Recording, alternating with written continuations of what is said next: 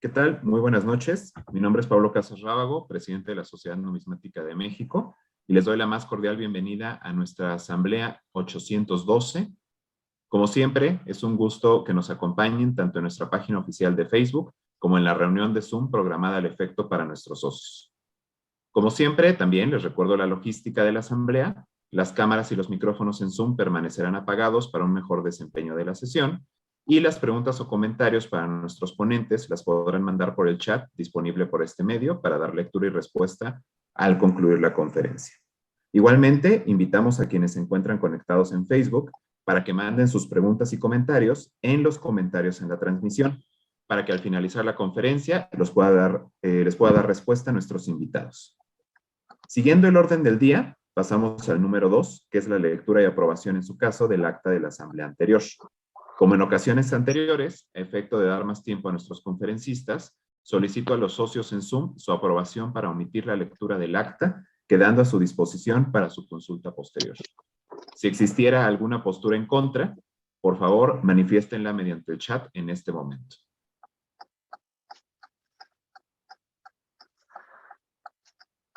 Muy bien.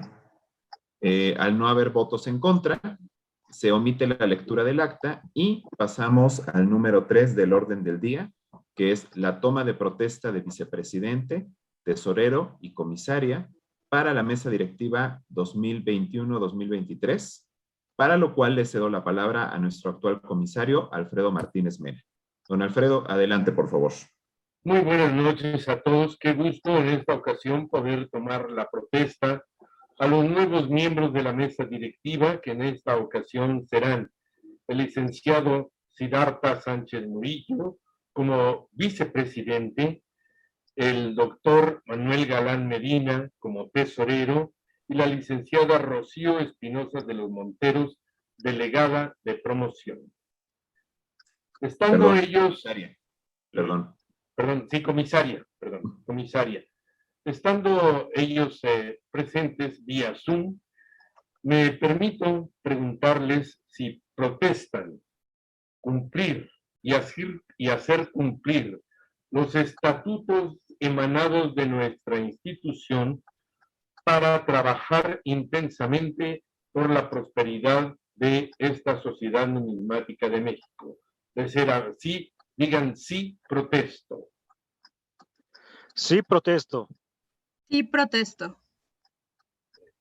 Manuel, creo que tuvo algún problema, pero confiamos mucho en su palabra. Bueno, pues bienvenidos y muchas gracias. Bienvenidos a trabajar por nuestra sociedad y que todos estén muy bien. Saludos a todos. Gracias. Gracias. Muchísimas gracias. Muchísimas gracias a don Alfredo, también a Rocío, a Siddhartha, al doctor Galán, que repite cargo, y Rocío, que se incorpora por primera vez a la mesa directiva. Sean bienvenidos estos nuevos integrantes y les deseamos mucho éxito en su encargo.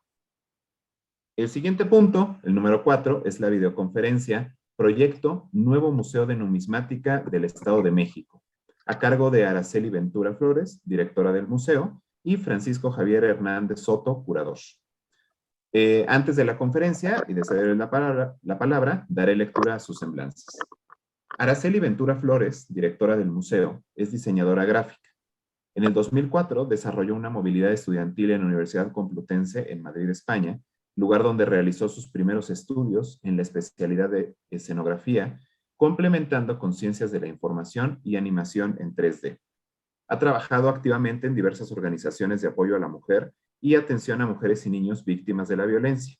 Desde el 2007 se dedicó formalmente a la docencia, actividad que disfruta mucho, pero que además le ha permitido participar en diversas conferencias.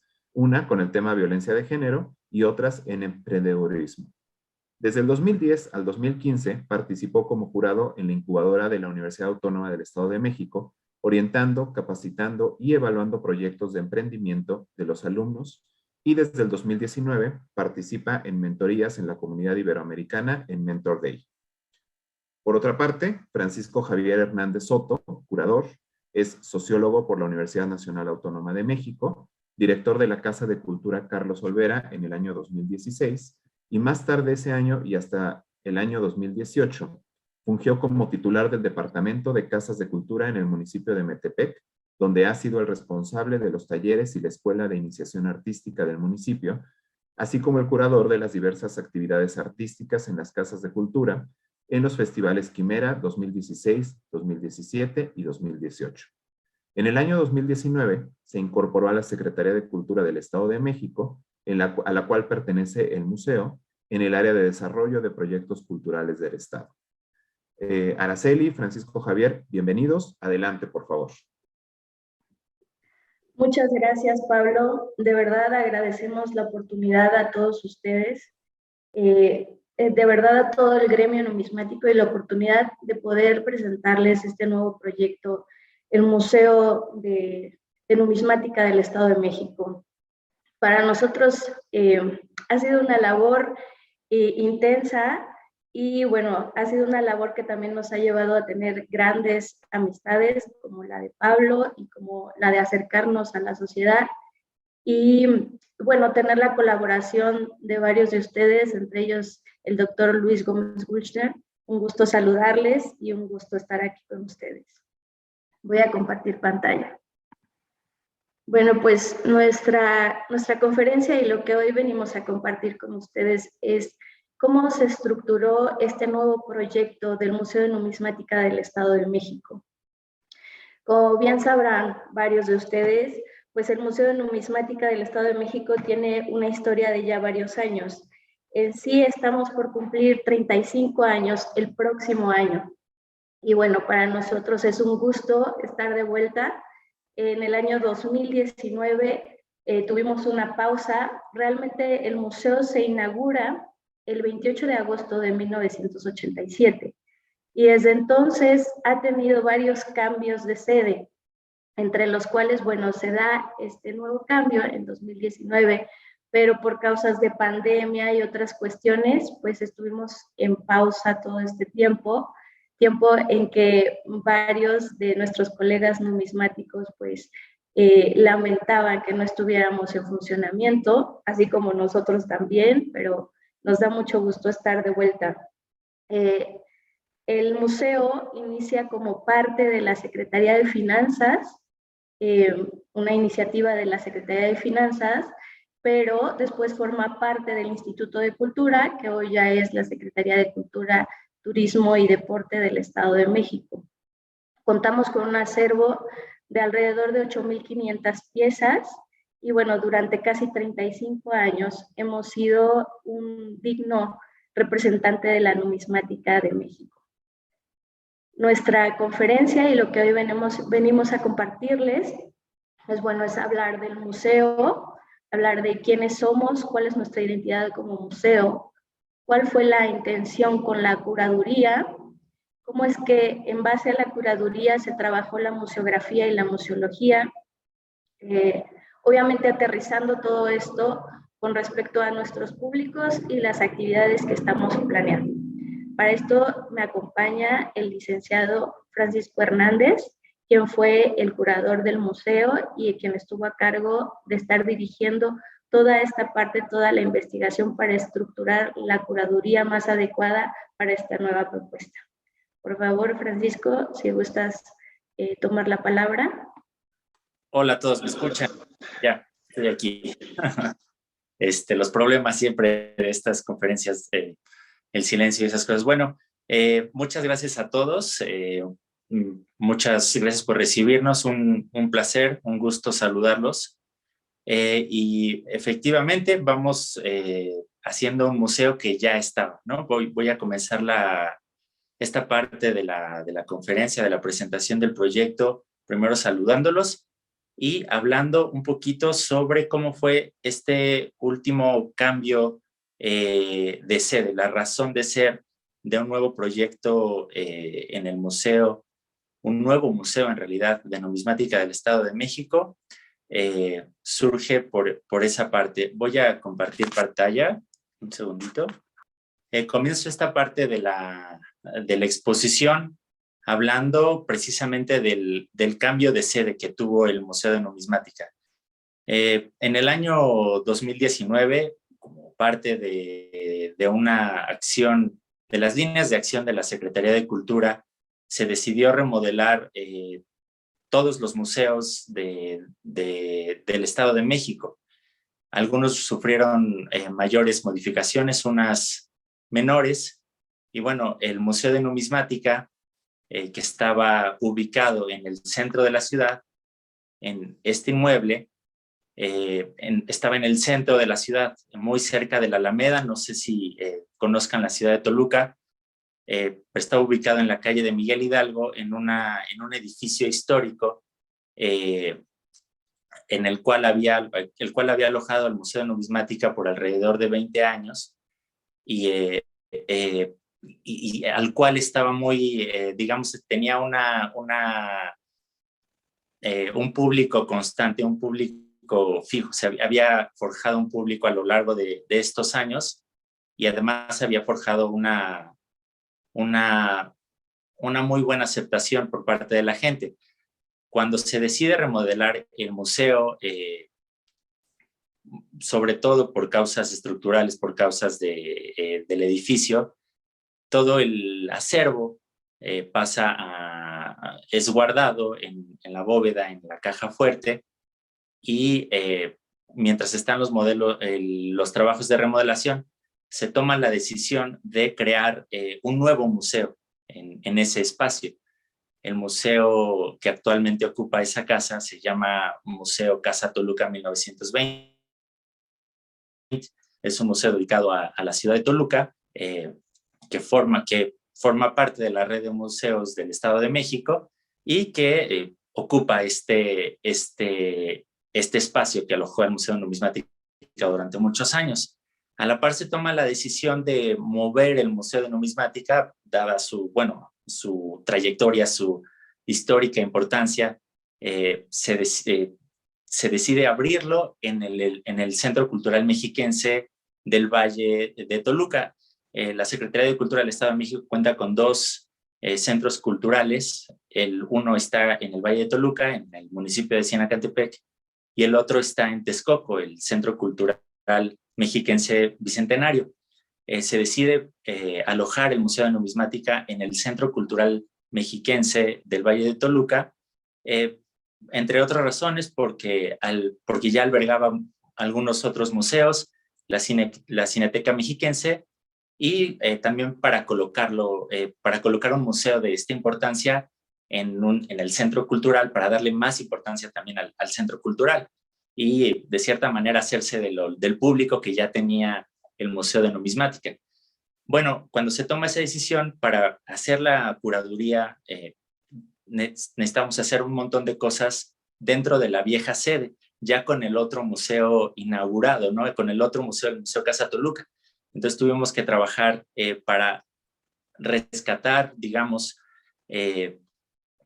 hacer un trabajo muy cuidadoso con el acervo que estaba en el Museo de Numismática. Las acciones que se llevaron a cabo en la antigua sede fueron las siguientes. A partir de que el museo, en realidad, todo el acervo estaba en una bóveda, tuvimos que hacer un nuevo levantamiento de las piezas, dado que los registros estaban ya muy viejos, obsoletos, encontramos algunos problemas en cuanto a los registros. Entonces, la acción que se decidió a finales del año 2019, cuando recién se había inaugurado el Museo Casa Toluca, fue hacer un nuevo levantamiento de las piezas para estar seguros de que las piezas habían sido resguardadas apropiadamente, estaban clasificadas como debía ser.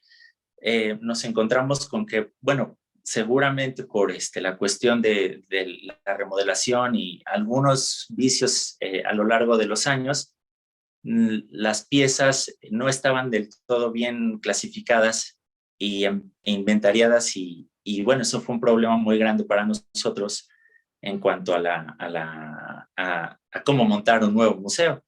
Y el paso posterior era reinventariarlo. Sin embargo, por las prisas, es una cosa que en realidad tenemos todavía pendiente en el nuevo museo, el reinventario de una buena parte del acervo. La nueva sede, como les platicaba, se movió de la zona centro de la ciudad una zona con una actividad turística muy importante, con una actividad, digamos, muy arraigada entre la población del Estado de México y sobre todo Toluca, y un público constante se movió a esta zona, al Centro Cultural Mexiquense, que aunque no está muy lejos del centro de la ciudad, y aunque es una zona pensada para actividades culturales específicamente, bueno, pues representó también un enorme reto, porque, bueno, como lo veremos más adelante, uno de los requerimientos para abrir el nuevo museo era rescatar al público que tenía ya el Museo de Numismática en su antigua sede de la calle Miguel Hidalgo. En este Centro Cultural Mexiquense, como les platicaba, están museos muy importantes para el Estado de México, el Museo de Arte Moderno, el museo que antes se llamaba de Culturas Populares, pero que actualmente tiene el nombre de Museo Ex Hacienda La Pila, aunque está dedicado, tiene la misma vocación que el Museo de Culturas Populares, la Cineteca Mexiquense, y el Museo de Antropología e Historia, que también recientemente fue reabierto al público, como parte de esta línea de acción de remodelar, de reacondicionar, de darles una nueva vida, digamos, a todos los museos del Estado de México.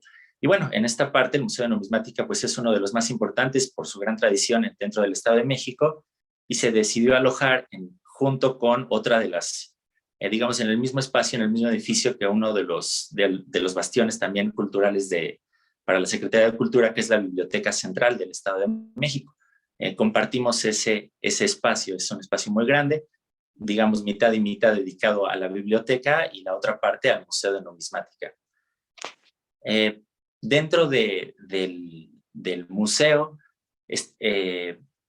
hicimos una división de salas pensando en la división quizá más clásica, la tipología más clásica de la numismática en periodos históricos, y a su vez cada vitrina por tipología de moneda, a excepción quizá de la primera sala, que no presentamos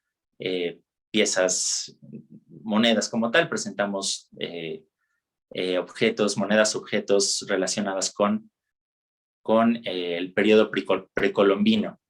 Les voy a presentar, esta es la primera sala, esta es la sala introductoria al museo. Tenemos tres medios principales. El medio más importante es la vitrina, donde presentamos los medios de cambio indígenas, cacao, cuentas de jade, mantas, caracolas, y las ponemos en contexto con otros medios de cambio, otras unidades de medida, no solo de Mesoamérica, sino del mundo, a la par de un mapa que presenta las rutas de intercambio, las rutas del trueque en Mesoamérica, y unos biombos, digamos, que presentan al cacao sobre todo como medio de cambio, como moneda objeto. Esta sala es la sala introductoria al museo. Y bueno, pasando el pasillito, nos encontramos con la segunda sala. Esta sala está dedicada al virreinato. Presentamos en esta sala alrededor de 300 piezas. Los dividimos y usamos la tipología más, creemos más aceptable, más cordial para el público que buscamos. Estamos tratando de encontrar nuevos públicos, tratamos de hacer una exposición que fuera muy accesible sobre todo para niños, para jóvenes, y a la par sabemos que tendremos también un público especializado, pero hicimos una exhibición lo más accesible para los públicos, y usamos una tipología clásica. Primero Carlos y Juana, otra vitrina macuquinas, otra vitrina columnarios y una vitrina más monedas de busto, y con eso cerramos la parte virreinal del museo. Pasando, digamos, el pasillo a la siguiente sala, que es esta parte de acá, que digamos esta es una sala muy grande, pero está dividida por esos biombos que pueden ustedes ver ahí digamos ahí, si nos imaginamos que ese círculo es un reloj, por ahí donde marcan las dos, esos biombos dividen esta parte de la sala y está dedicada toda esta parte al México independiente, a partir de la moneda de Morelos y de las emisiones de las secas foráneas realistas. Presentamos en esta parte también los imperios, tanto el de Iturbide como el de Maximiliano, los resplandores, las monedas de balanza y las secas foráneas. En esta parte decidimos también presentar una de las partes más importantes para nuestro discurso curatorial, que eran los chops. Presentamos sobre todo porque solo tenemos un busto marcado con chops y tenemos 16 monedas, de 16 resplandores marcados con chops. También presentamos las monedas que les pusimos a uno de los capelos como monedas de necesidad, los presentamos en esta sala. Y finalmente, esta última sala que pueden ustedes ver en el círculo es la moneda es la sala que le llamamos contemporaneidad. En esta sala presentamos a partir de la Revolución, ocupamos 3 vitrinas para una de las partes más importantes para nosotros, evidentemente por ser la Secretaría de Cultura del Estado de México. Presentamos 3 vitrinas dedicadas al Estado de México, que presentan el Banco del Estado de México, la SECA del Estado de México, las condecoraciones, que se le hicieron a Wenceslao Labra, la Presea Estado de México, y también aquí presentamos algo que fue muy importante para nosotros y que fue una decisión que entre Araceli y yo sobre todo, pero también escuchando a la Dirección de Patrimonio y a distintas voces que participaron en la curaduría en todo esto, decidimos presentar en esta parte para darle un sentido de actualidad al trueque que aún se realiza en el Estado de México. Seguramente ustedes conocen Santiago Tianguistenco, es uno de los municipios donde se realiza el trueque, cómo se realiza desde hace cientos de años, y nosotros decidimos presentarlo en la parte de lo contemporáneo, lo actual, para darles, para no dejarlos como ellos, en realidad haciendo caso, escuchando lo que ellos nos expresaron de sí mismos, ¿no? Nosotros nos acercamos al Consejo Indígena del Trueque. Ojalá tengan pronto la oportunidad de visitar el museo para que puedan conocer mucho más a fondo de qué va esta parte de la exposición del trueque. Para nosotros fue muy importante, fue una decisión para mí de las más grandes que tomamos, presentarlo acá para reivindicarlos a ellos, para mostrarlos como ellos querían ser mostrados y no como nosotros desde un tercer ojo que no estábamos involucrados podríamos mostrarlos, y decidimos dejarlos acá porque fue lo que ellos nos expresaron, el sentido de actualidad, el sentido de ser una cosa contemporánea, nos impulsó a presentar acá y bueno, digamos, generalmente generalmente en el discurso, en la narrativa, el trueque está siempre antes de la colonia, pero nosotros lo ponemos acá porque es muy actual. Y otra de las cuestiones, otro de los temas que presentamos en esta sala es la criptomoneda. La criptomoneda, también realizamos un trabajo de investigación importante para poder encontrar un medio, encontrar una instalación que pudiera ser fiel a lo que queremos presentar acerca de la criptomoneda, y decidimos usar un medio audiovisual, un video que explicara de la manera más sencilla y a la vez profunda posible cómo se ha transformado la moneda hasta llegar a una cosa intangible como es la criptomoneda, que bueno, seguro habrá posiciones en cuanto a si es una moneda o no es una moneda. Sin embargo, nosotros también la presentamos como parte de la historia, quizá no exactamente de la moneda, pero sí del valor y de los objetos que han sido considerados unidad de medida de valor, reserva de valor y un medio de cambio. Entonces, en ese sentido, como esos esos tres ejes clásicos también del discurso de la moneda son cumplidos por la criptomoneda, decidimos también incluirlos de nuestra curaduría. Y finalmente presento en esta parte cómo quedaron nuestros medios de exhibición. En la primera sala solo tenemos una vitrina que llamamos Origen del Dinero. En la siguiente sala tenemos seis medios, son 4 vitrinas y 2 capelos, que como les comentaba, tienen la división tipológica clásica de la numismática, Carlos y Juana, macuquinas, columnarios, monedas de busto, acuñación.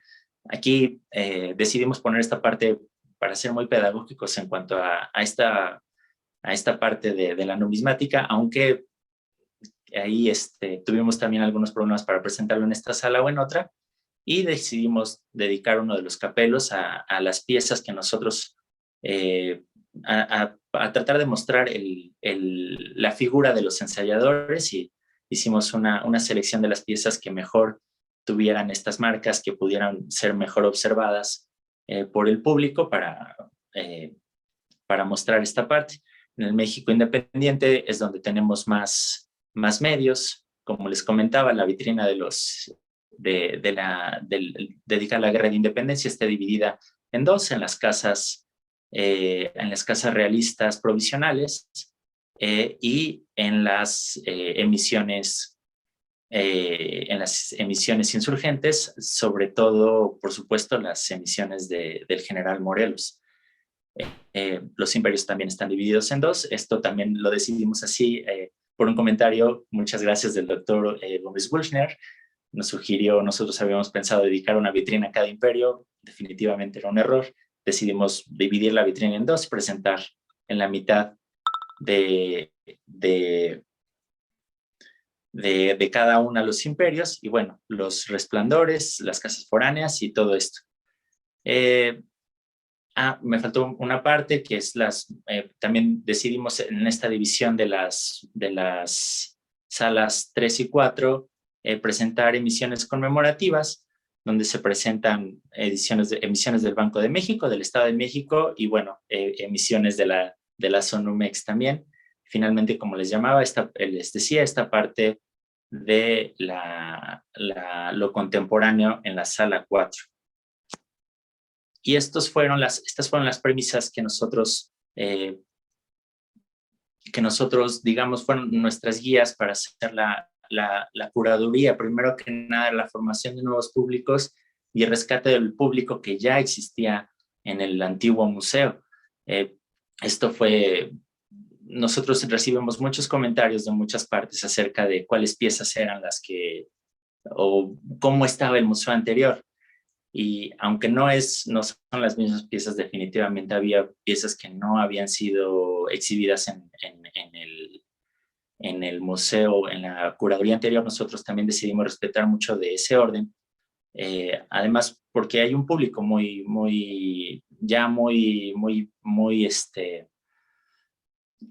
que llamaba mucho cómo estaba el otro museo, ¿no? Y entonces nosotros tuvimos esa doble premisa de formar nuevos públicos, enfocarnos mucho a los públicos jóvenes y tratar de acercar el público que estaba un poco desairado por el cierre del antiguo museo.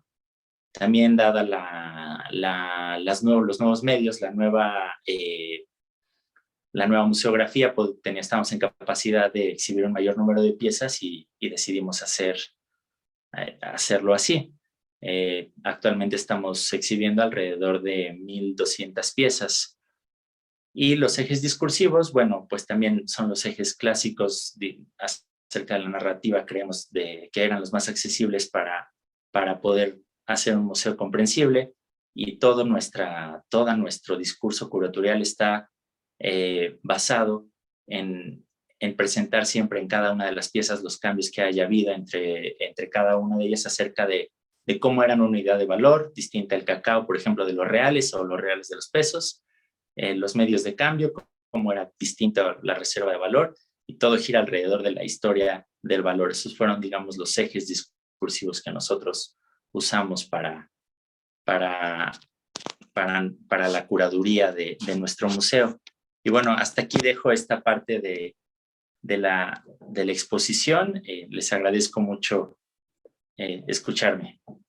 Muy bien, entonces nuestro siguiente paso era comenzar a trabajar la museografía y precisamente esta parte de poder traducir toda la planeación curatorial en la museografía y en la museología, es decir, inclusive en la selección de piezas, porque aunque ya en la curaduría se había trazado como esta idea de, ok, ¿qué vamos a poner primero, qué después y todo esto? Había que seleccionar las piezas inclusive de cada tipología de moneda, de cada capelo, de cada vitrina. Entonces nos esperaba una tarea no sencilla.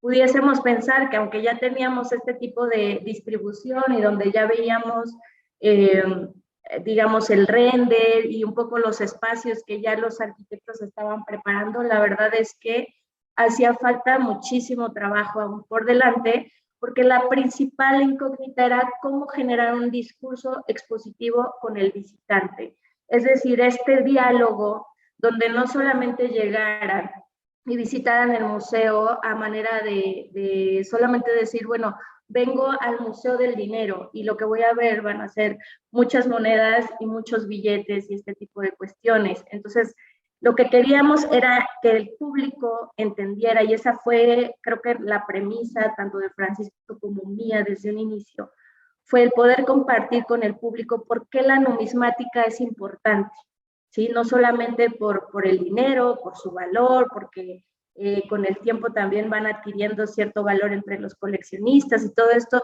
sino porque va más allá aún y es un fiel representativo de la historia y de nuestra identidad.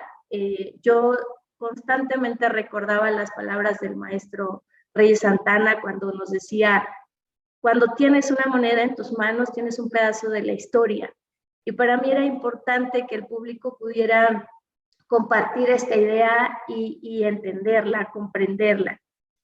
Y entonces es que empezamos a estructurar una estructura, un sistema, por así decirlo, de la información, ¿sí? Donde obviamente tenemos tal vez cuestiones tradicionales como una cédula de sala, que es un elemento museográfico muy tradicional.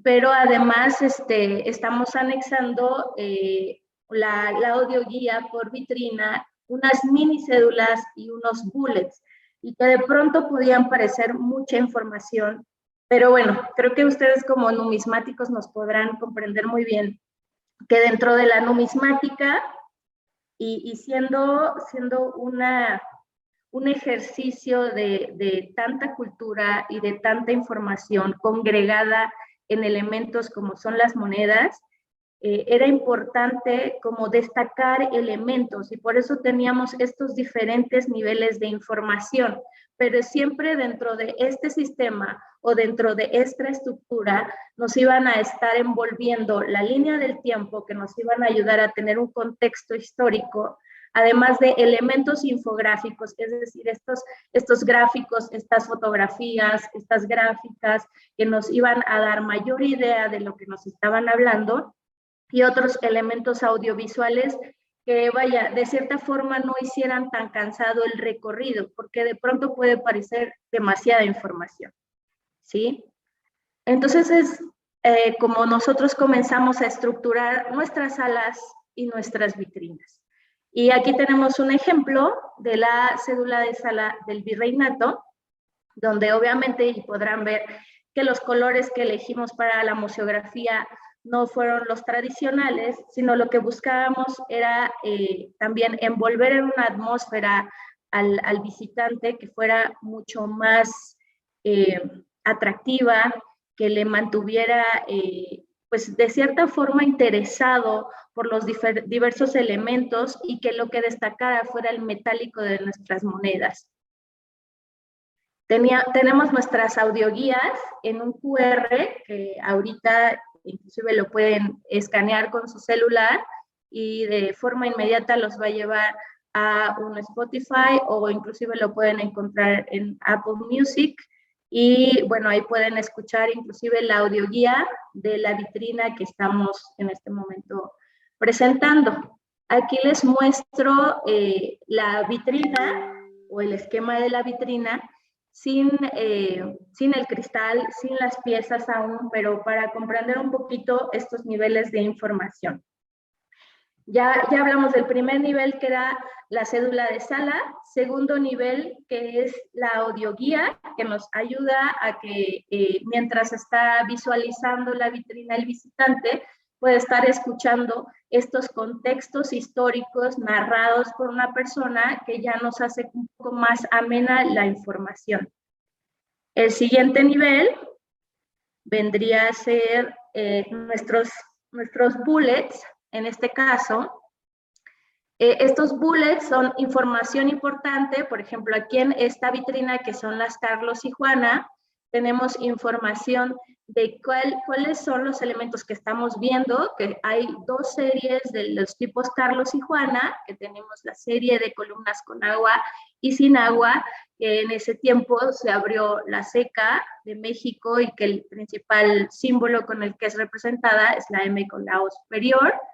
Tenemos otra información que nos habla de aquellas equivalencias de cuál era el peso en plata según los reales, y bueno, las equivalencias en maravedíes. De pronto para el visitante era mucha información compleja para poder entender, porque además en la época pues el sistema era mucho más diferente, ¿no? Estamos hablando del sistema fraccionario, no del sistema decimal. Entonces, nuestro siguiente nivel viene a ser este acrílico, que es donde íbamos a colocar de forma como organigrama los reales, Carlos y Juana, para que el público pudiera entender que la forma fraccionaria es exactamente que 4 reales equivalen a 2 reales, a 2 piezas de 2 reales en peso y también en valor, ¿sí? Y de la misma manera, 2 monedas de 1 real nos equivalían a 2 reales, a una moneda de 2 reales en peso y valor. Entonces, de esta forma nos pareció como mucho más figurativo y representativo para el público poderles mostrar el sistema fraccionario y cómo es que funcionaba en la época. Tenemos también estos elementos infográficos que ya son ampliaciones de la moneda, porque también de repente tenemos elementos muy pequeños y con detalles que no son apreciables pues a la distancia en las que tenemos que mirar las vitrinas. Entonces, por eso colocamos estas ampliaciones y ampliaciones de los detalles en leyendas, escudos, resellos, señales, todos estos detalles que como numismáticos se aprende a leer y a descifrar para poder reconocer una pieza, su época y por quién fue acuñada. Aquí podemos ver ya la vitrina terminada, cerrada. Podrán ver, bueno, hay muchos brillos porque realmente el espacio del museo tiene mucha luz, entonces también fue algo con lo que tuvimos que estar trabajando, pero los elementos finales que colocamos fueron estas mini cédulas, que son las que están marcadas en naranja, porque no quisimos cansar al público con una cédula de vitrina, sino más bien hacer estas mini cédulas concentradas en temáticas relevantes de la cédula. En este caso, hablando de quiénes fueron Carlos y Juana y por qué se les llama así a las monedas, y un poquito de lo que fue la equivalencia y por qué era importante esta nueva acuñación. Entonces, al final del día, toda esta estructura de información nos ayuda y complementa de forma muy nutrida la visita del público, porque tenemos muy en claro que de primera mano no van a lograr ver toda la información. y más bien lo que queríamos era crear como esta búsqueda de pistas, esta búsqueda de detalles, esta búsqueda de datos interesantes, y que cada vez que vayan al museo se lleven algo nuevo. Esto únicamente con la museografía, más sin embargo, con las actividades que estamos trabajando y preparando, se amplía el ejercicio de todo este sistema de información. Ya más adelante les explicaré por qué, pero antes de explicarles esta parte, es necesario hablar de nuestros públicos. Y es que, bueno, tenemos que pensar que en un museo de numismática tiene que ser concebido como un museo histórico-científico. Es un museo que no es tan fácil de valorar y de comprender de primera mano, es decir, no es como poder estar o visitar un museo de ciencias naturales, donde fácilmente el visitante puede referenciar con criaturas que ha conocido a través de su vida. Y aquí en este caso, tal vez algunas piezas les serán familiares, pero no los datos, no los símbolos, no la información, y por eso congrega mucha información científico-histórica, cada una de las piezas, que por eso es importante destacar.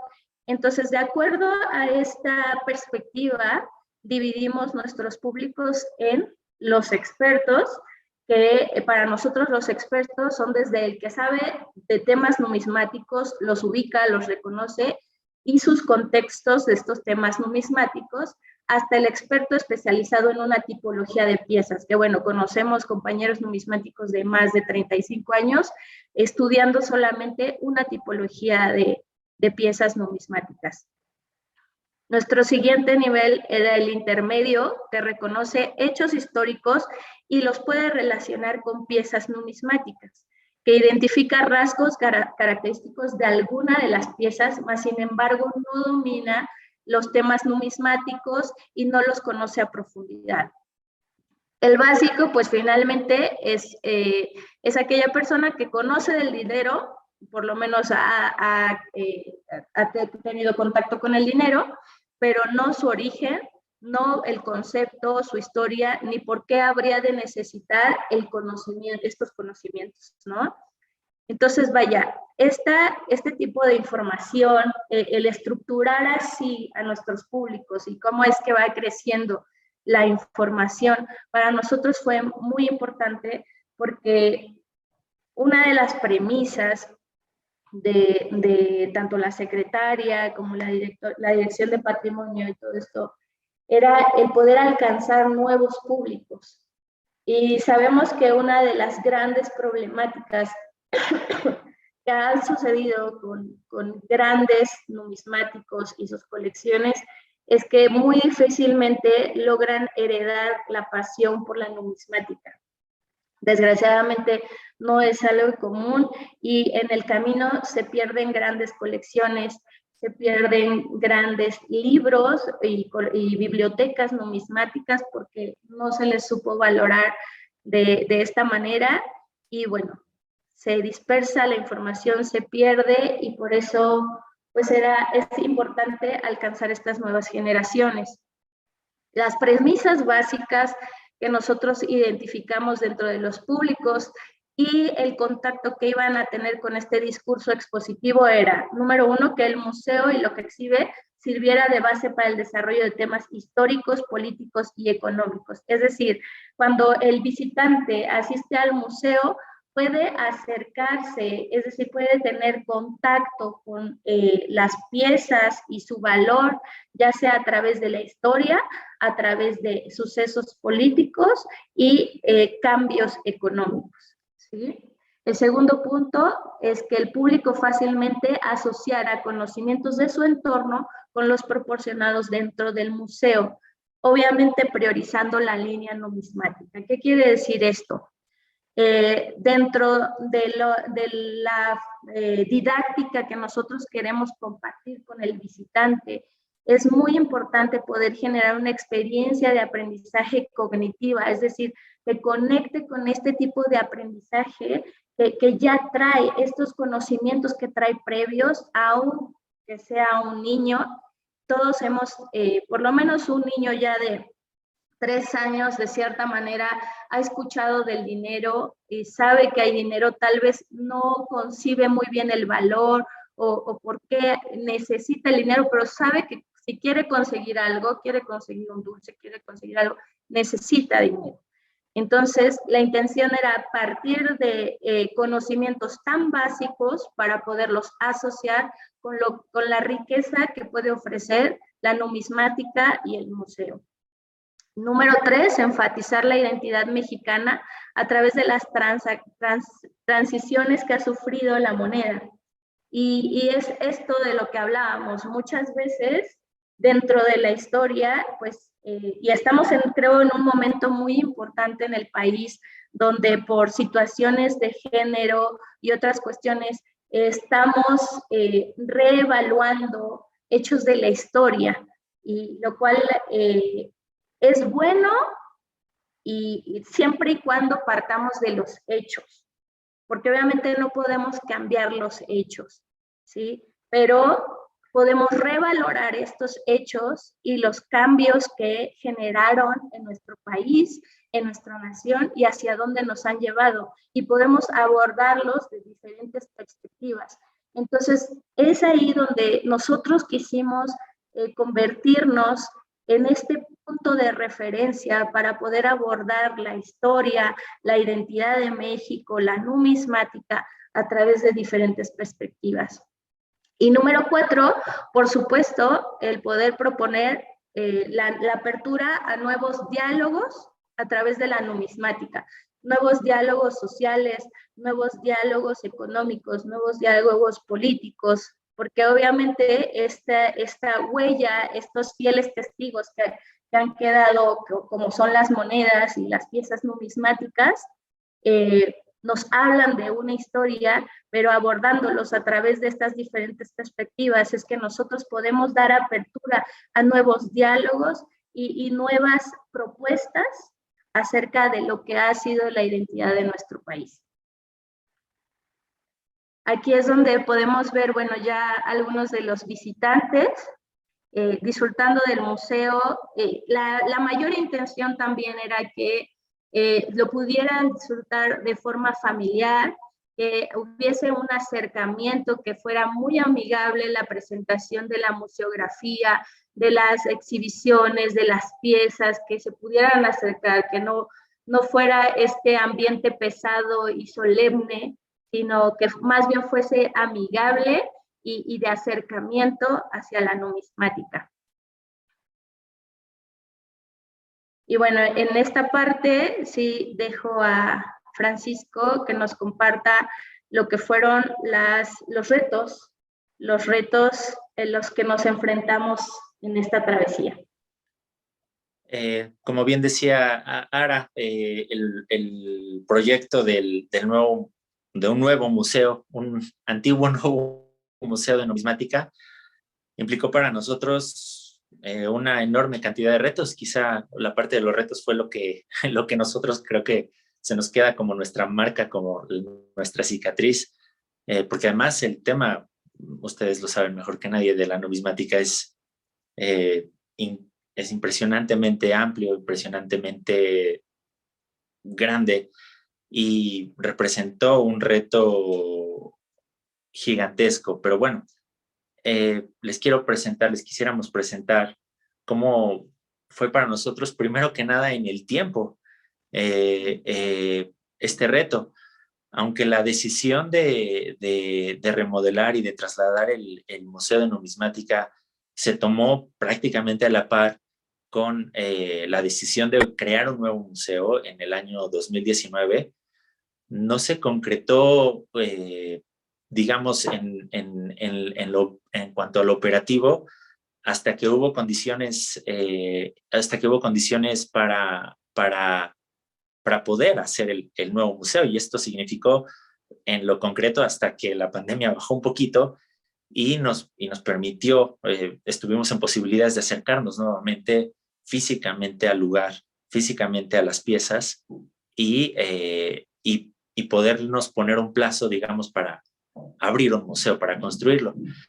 En cuanto en realidad la Dirección de Patrimonio en general tuvo, digamos, el semáforo verde para abrir un nuevo museo en su nuevo espacio, lo primero que hicimos fue una investigación, que aunque la investigación comenzó un poquito más, un poquito menos, nosotros podemos decir que la investigación efectiva, y con investigación nos referimos a qué del vastísimo mundo de la numismática en México, qué de los 600, los 500 años de acuñación en México, qué de ese enorme mundo nosotros queríamos o podíamos, estábamos en posibilidades de presentar de manera adecuada. Entonces, gran parte del trabajo, sobre todo de Araceli y mío, como de otros compañeros, acerca de tomar decisiones acerca de qué presentar, de por dónde irnos. Para nosotros fue quizá el reto más grande. A la par, nosotros tuvimos que, y en un periodo cortísimo, absolutamente corto de tiempo,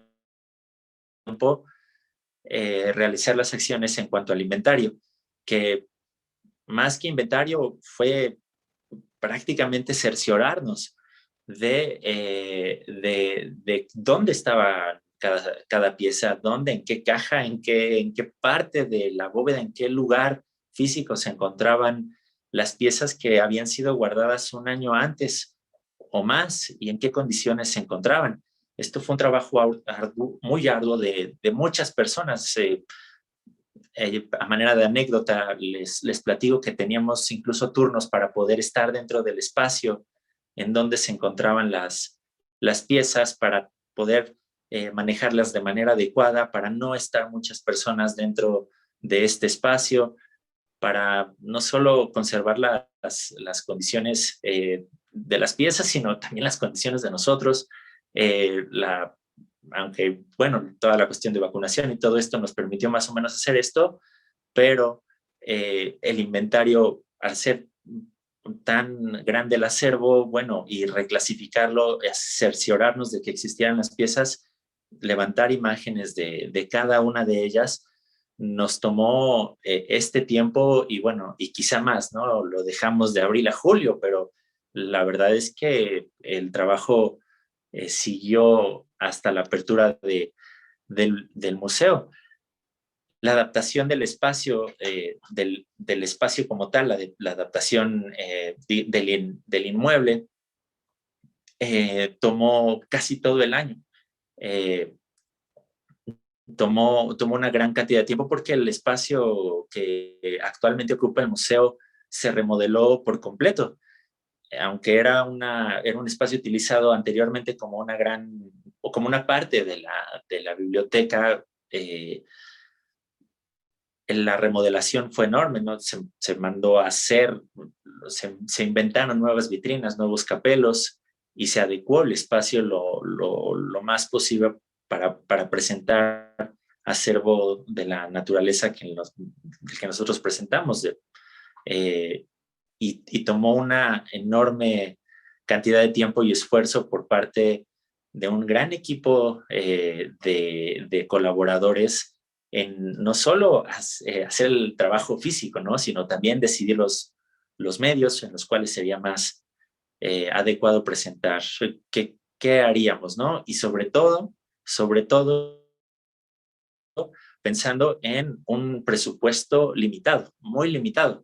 El presupuesto que se asignó para esto se dividió entre todos los museos, y aunque a lo mejor podría parecer, no, me encantaría compartirles una cifra, no la sé, pero sé que se hicieron maravillas ahí en cuanto a la parte presupuestal para poder construir, crear las vitrinas que alojaran a cada una de las aproximadamente 1,200 piezas que estamos presentando. El siguiente reto, bueno, que lo presenté, fue todo el trabajo curatorial que se hizo a la par de la investigación, del inventario, y pensando en cómo iba a quedar el espacio. por último, y a lo mejor este pedacito que dice de julio a octubre no es tan acorde a la realidad, puesto que la museografía se estuvo planeando por mucho tiempo, pero se operó, digamos, a partir de agosto, porque fue cuando tuvimos la oportunidad, digamos, más clara, los vistos buenos de quienes tenían que dar vistos buenos para presentar esta parte importantísima que es la museografía. Y bueno, otro de los mayores retos que nosotros tuvimos es que, aunque teníamos una fecha aproximada, no teníamos una fecha exacta, clara, porque dependíamos de la agenda para inaugurar como tal del gobernador. Entonces, nosotros comenzamos a montar en los últimos 2 meses, cuando nosotros consideramos que teníamos la mejor planeación posible, y nos aventamos, pero yo creo que ojalá que nuestros compañeros de montaje puedan acompañarnos, nos estén acompañando en esta transmisión, porque fue una labor titánica la de hacer el montaje de cada una de las piezas. Nosotros tratamos para acercar de manera literal las piezas al público, nos empeñamos nosotros en acercar lo más posible las piezas a la vitrina. Además de que decidimos también adquirir algunas lupas para que la gente pudiera ver muy, muy bien el detalle de las piezas. Decidimos decidió el equipo museográfico, en realidad, nuestro compañero Ciro, sobre todo, nos ayudó mucho ahí a cargo de ese equipo, todos nuestros compañeros de montaje de la Dirección de Patrimonio, pero también de los otros museos del Estado de México se volcaron a la labor de crear la mejor manera de presentar las piezas, de modo que no las dañáramos y de modo que estuvieran cerca del público, que el público las pudiera ver bien. Y bueno, quizá el mayor reto, o al menos el más estresante, fue que a la mitad de montaje, más o menos, cuando había comenzado en septiembre, nosotros supimos, esa flechita quizá tendría que estar un poquito más a la derecha, será a finales de septiembre que nos enteramos de la fecha en la que el museo tenía que estar abierto. Naturalmente, al ser un museo estatal, estamos sujetos a las agendas, sobre todo del gobernador, y en septiembre nosotros supimos que nuestra fecha de inauguración tenía que ser el 25 de octubre. Nosotros habíamos planeado, se nos cruzó, digamos, en esta parte, y fue uno de los retos más grandes poder tenerlo, digamos, el museo construido, un museo que un año antes literalmente había sido guardado en una bóveda, 2 años antes, y se tenía que construir. Nosotros estamos muy orgullosos, estamos sinceramente orgullosos del equipo, de todo el equipo que logró esa labor titánica de construir, prácticamente adecuar un museo como nosotros pensamos que era la mejor manera como mucha gente pensó que era la mejor manera de hacer un museo en este corto periodo de tiempo. Les voy a mostrar, más o menos así se realizó el levantamiento de cada una de las piezas, el levantamiento de imagen de cada una de las piezas. Había 4 compañeros de nosotros de todas las áreas, de todos los rangos, de todo, así, de diferentes actividades, volcándose a la labor de asegurarse de que teníamos el museo, ¿no? Que teníamos lo necesario, el acervo, y que teníamos el acervo bien, teníamos el acervo como debía estar para poder hacer un museo. Esta labor fue enorme, participaron muchísimas personas, fue una labor enorme. Y en algún momento del montaje, de la construcción del museo, así se veía, ¿no? Era un espacio, era una obra con vitrinas que empezaban a tomar forma, que estaban sin haber decidido colores, sin haber decidido muchas cosas, pero ya las cosas estaban en marcha, ya estaba la gente trabajando y se hizo a la par este trabajo. Por eso nosotros nos sentimos pues muy contentos de la coordinación que se logró hacer entre tanta gente que se volcó al proyecto, y que lo sacó de una manera, pues nosotros estamos muy orgullosos del trabajo que se hizo. Y de estas vitrinas, el resultado final fue algo así, que es la vitrina que ya les mostró Araceli hace unos minutos.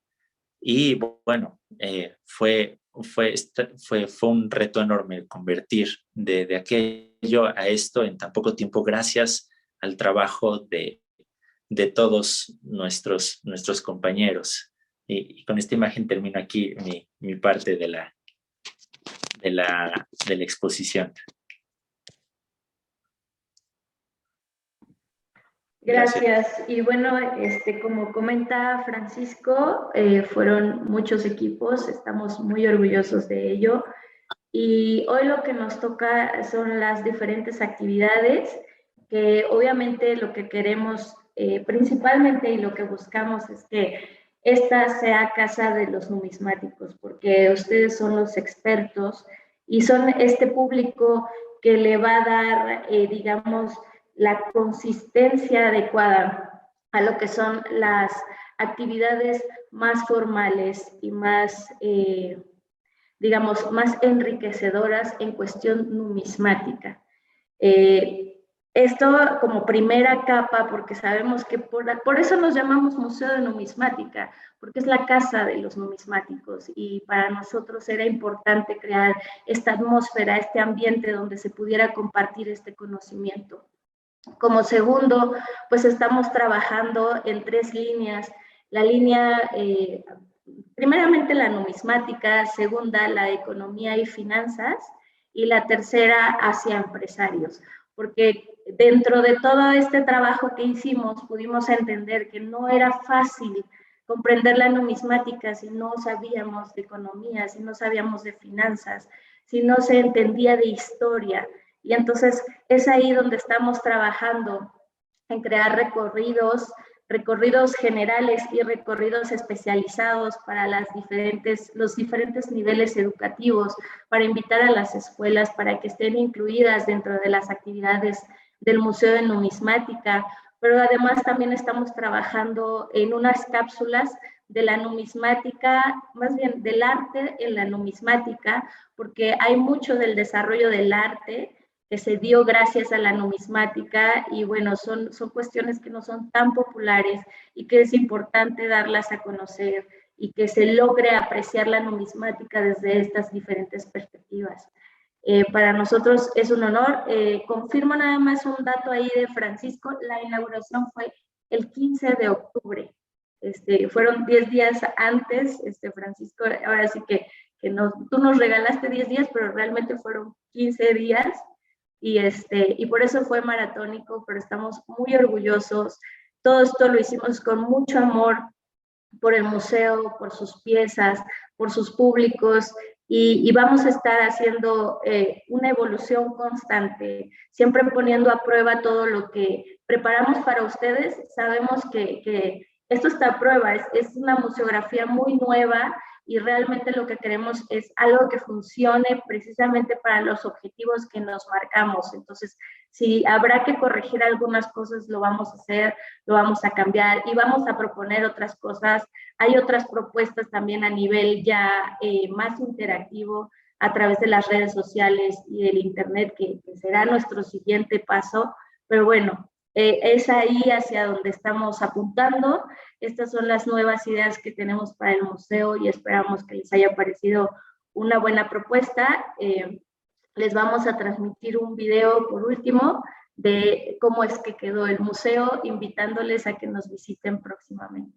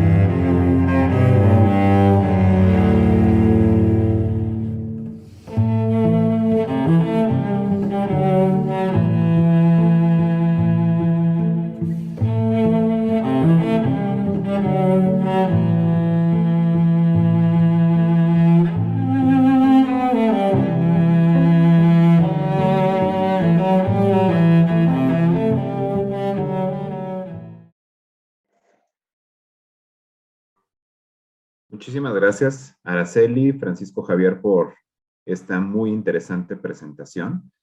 Sin duda alguna, nosotros como Sociedad Numismática de México festejamos que existan estos espacios y que no solamente se encuentren en la Ciudad de México, ¿no? Sino también en otras entidades, y sin duda alguna esta renovación del Museo del Estado de México resulta de vital importancia para difundir la numismática y nuestra historia, como bien señalaban ustedes, en este espacio que, pues bueno, ya tendremos la oportunidad de visitarlo, y que por supuesto invitamos a todos nuestros socios y a todas las personas que están ahorita en Facebook a que lo visiten. ¿La visita ya está abierta al público, Araceli? Sí, totalmente. Estamos abiertos de martes a sábado, de 10 de la mañana a 6 de la tarde, los domingos de 10 de la mañana a 3 de la tarde, y cuando gusten pueden pedir una visita guiada, con mucho gusto. Muchas gracias, Araceli. ¿Y hay algún requisito para acceder, o simplemente se llega al museo y se pasa a recorrerlo? Solo les solicitamos que asistan con cubrebocas, sobre todo por las medidas de seguridad. Nosotros les proporcionamos sanitizante, gel, las lupas las sanitizamos constantemente, las que les damos a préstamo para visitar el museo, entonces por ese lado no hay mayor problema, y lo que realmente nosotros buscamos es que tener herramientas que también pudieran estar accesibles a todo público. Muchas gracias, Araceli. Y bueno, tenemos varios comentarios y felicitaciones en Facebook, pero me gustaría destacar simplemente algunas preguntas, también para no abusar de su tiempo. Nos dice Jonathan Moscoso. Jonathan, un saludo hasta Perú. Jonathan es un buen amigo de la sociedad que está en Perú. Y nos dice: buenas noches, felicitarlos por la presentación y consultar si consideraron los 8 reales resellados de las rutas del Galeón de Manila. Saludos desde Perú. Y justo veía que en el guión, bueno, en el video que nos pusieron, viene, si no me equivoco, el Galeón de Manila. Es correcto, dedicamos una parte al Galeón de Manila, o a la Naos de China, que realmente para nosotros pues fue muy importante porque fue una de las razones por la que nuestra moneda, pues ahora sí que le tocó todo el mundo. Sin embargo, nosotros carecemos de moneda macuquina resellada, ¿sí? O con chops. No tenemos macuquinas, tenemos otras monedas ya columnarias, otras. Por eso el capelo de todo lo que son las chops lo cambiamos a la sala 3A, porque nos pareció temporalmente como más adecuado. Sin embargo, tanto en la vitrina de macuquinas como tenemos un video específicamente que habla de la Naos de China, y el mapa que tenemos en grande, ahí lo mencionamos. Gracias, Araceli. Otra pregunta que tenemos de Mayra Guzmán, que nos dice: ¿cuántas personas intervinieron en el proceso sumando a todos los equipos? Bueno, esto es algo muy curioso, porque la primera investigación o el primer proyecto muy general lo hacen la primera, digamos, los primeros coordinadores y directores de patrimonio, que conforman la dirección de patrimonio, y de ahí baja con el licenciado Francisco. Todavía, como estaban con todos estos cambios, no había nadie que perteneciera al equipo del Museo de Numismática es decir, no había un director, no había todas las personas que trabajaban en el Museo de Numismática se quedan en el Museo Casa Toluca. Entonces realmente comienza de cierta forma a dar la investigación más formal Francisco, y yo en abril me sumo. Entonces empezamos 2 personas y en abril, y en agosto se suma un equipo en mayo se suma un equipo de 4 personas más, ahí éramos 6, y en agosto se suma otro equipo de otras 4 personas, éramos 10, y de ahí se suma otro equipo como de unas 10 personas más, además de otros que estaban como entrando y saliendo, porque inclusive otros directores de otros museos nos estuvieron apoyando tanto con equipo, ayudándonos a redactar cédulas, a revisarlas. Fue un trabajo arduo, de verdad, pero les apreciamos mucho. Yo creo que al final éramos fácil como unas 40, 45 personas. Pues un equipo amplio e interesante, sin duda, todas las actividades que llevaron a cabo. Bueno, hay muchas felicitaciones al proyecto y a la presentación. Aquí, por ejemplo, en Zoom tenemos de Amin Tejas, nuestro delegado de publicaciones. También dice muchas felicidades al equipo, el Museo de Numismática del Estado de México, pronto lo visitaremos. Bueno, había una pregunta de cómo acceder, ya nos hiciste favor de responderla. Y bueno, aquí Jaime Díaz también nos pregunta, aparte de felicitar, dice, cuando se planea un museo, ¿se hace con las piezas que se tienen o se dejan espacios para piezas futuras por conseguir? En el caso de ustedes, ¿cuál fue la estrategia? En el caso de nosotros, sí, porque cada situación es muy diferente y depende mucho del presupuesto y para qué esté asignado el presupuesto. En este caso, como el museo ya existía y ya había un acervo de realmente pues, más de 8,500 piezas, entonces no se consideró el adquirir nuevas piezas por el momento. Sí, a futuro tenemos la visión de poder adquirir algunas piezas que consideramos nos hacen falta y quisiéramos tener para completar esta idea de curaduría que tenemos, pero en un inicio no teníamos presupuesto designado para eso. Entonces, por eso lo principal era saber con qué piezas contábamos, porque ya tenía una idea primaria el curador, que es Francisco, y él había trazado, o sea, en el escenario idóneo vamos a colocar estos temas, ¿no? Pero inclusive nos pasó algo que de repente nos confiamos en el inventario que ya estaba previo, pero desgraciadamente era un inventario que tiene más de 20 años. Había una confusión en la clasificación de piezas y se habían confundido unas piezas macuquinas con otras Carlos y Juanas, y entre los años y las temporalidades se habían confundido. Entonces nosotros habíamos ya armado un capelo para ciertas piezas y resulta que no eran, porque nos habíamos confiado en el inventario. Entonces hasta que sacamos las piezas, porque imagínense hacer un levantamiento de más de 8,500 piezas.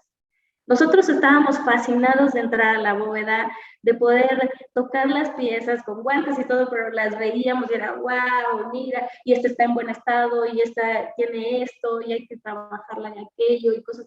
Pero nos tomaba muchísimo tiempo, y nosotros necesitábamos por día registrar por lo menos 400 piezas, porque si no, y aún así nos tardamos 4 meses.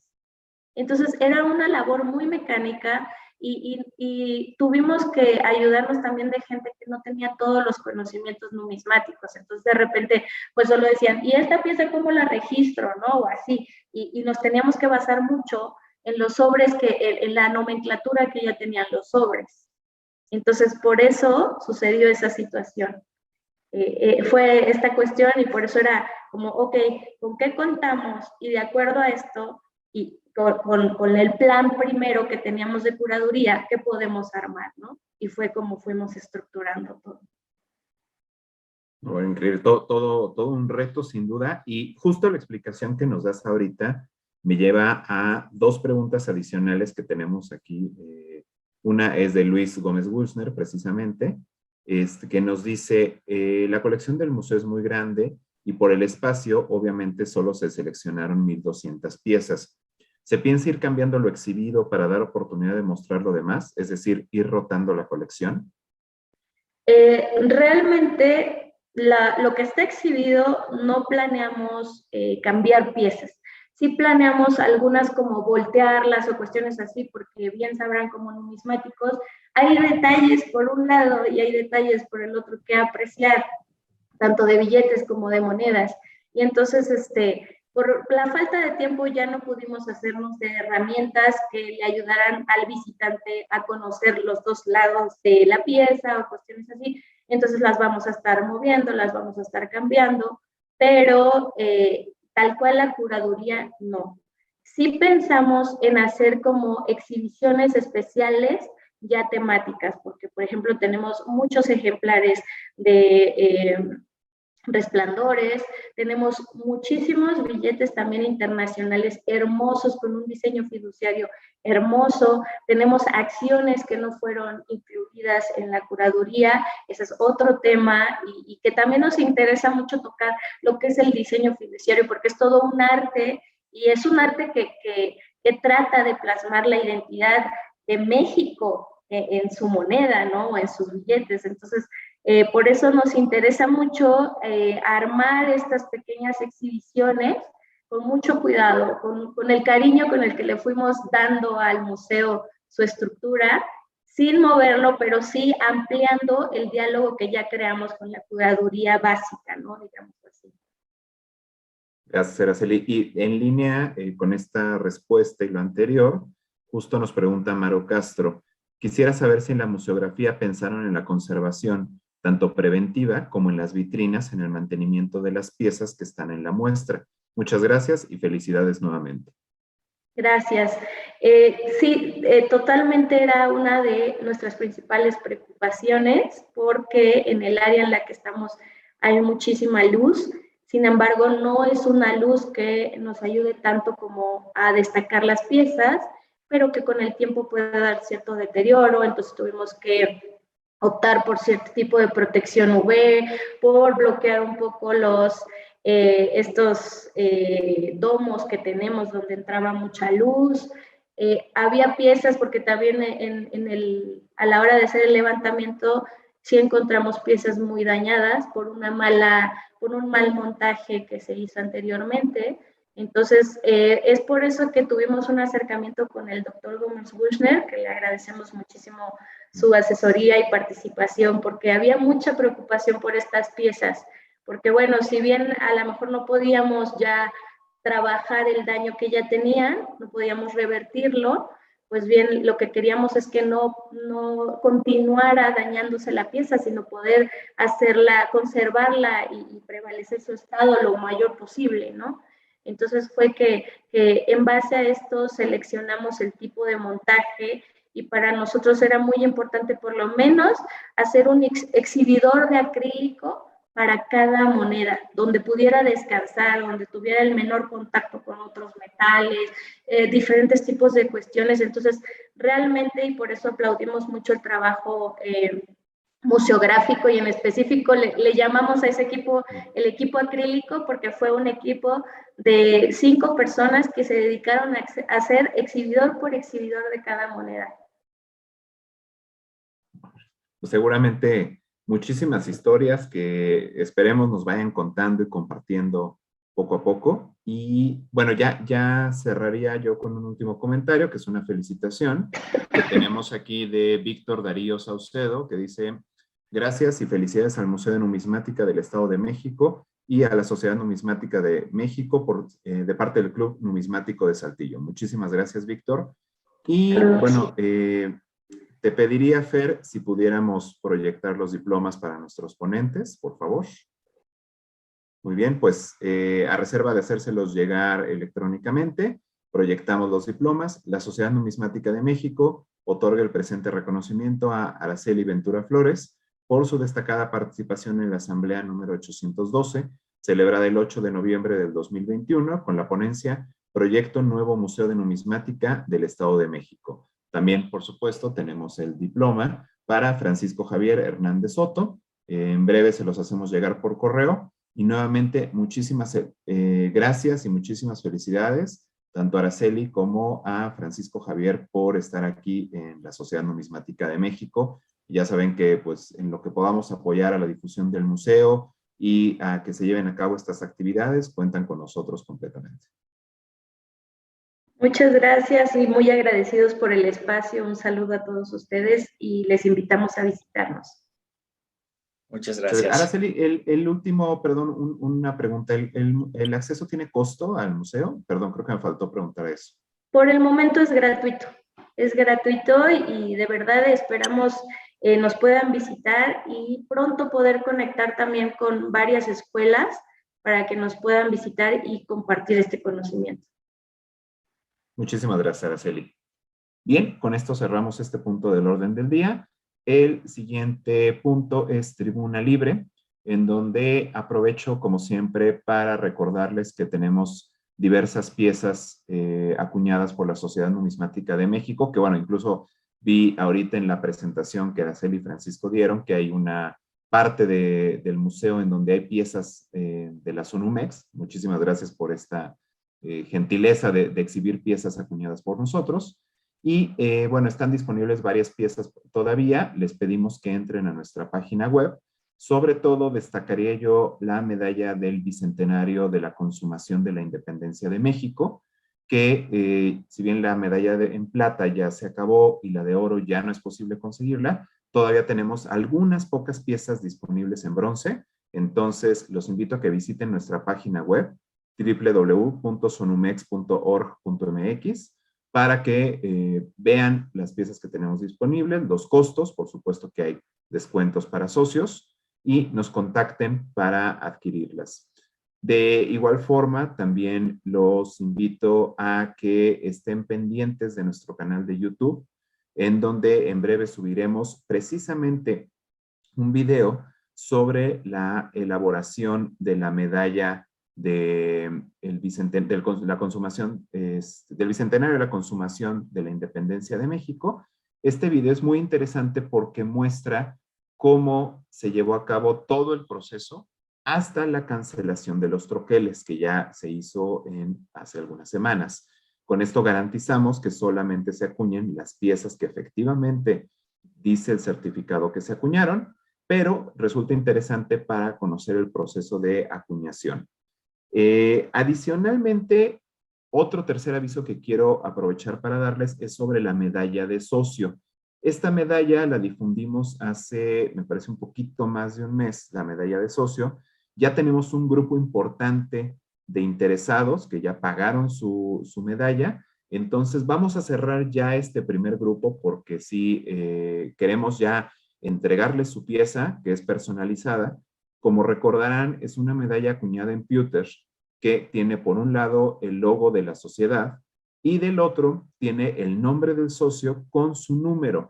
Entonces, todavía esta semana, quienes sean socios y quieran obtener esta pieza, pues por supuesto nos pueden escribir, les informamos del costo, del método de envío, todas estas cuestiones. Como siempre, les recordamos que el método de envío no es a cargo ni por riesgo de la Sociedad Numismática de México. Entonces, en la medida que sea posible, los invitamos a que recojan estas piezas en nuestras oficinas previa cita. Entonces, por favor, si tuvieran interés en esta pieza y quieren recibirla este mismo año, mándenos un correo para que puedan recibir su pieza y la programemos en esta primera entrega. El siguiente pedido que armaremos será en enero, a principios del 2022. Entonces, pues bueno, estamos muy a tiempo para que puedan tener sus piezas. Y con esto, si no hubiera algún otro comentario, que me parece que no, les agradecería su asistencia a esta asamblea y nos vemos en diciembre para la última conferencia del año. Muchísimas gracias a todos